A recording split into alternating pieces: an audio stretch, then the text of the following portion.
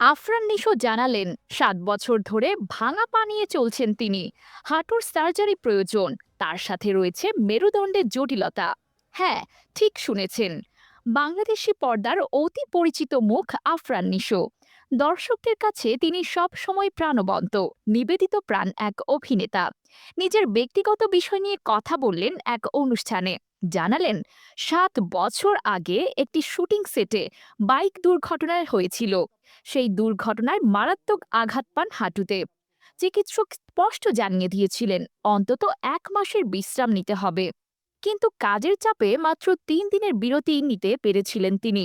নিজের কথায়, তখন ১ মাস শুটিং বন্ধ রাখা মানে বড় অপরাধে অপরাধী হয়ে যাওয়া। সম্প্রতি ওয়েব সিরিজ আকার ট্রেলার উন্মোচনে খোলাখুলি জানালেন শারীরিক সমস্যার কথা। এমনকি ছেলের সঙ্গে ফুটবল খেলতে গিয়েও ফের আহত হয়েছেন সম্প্রতি।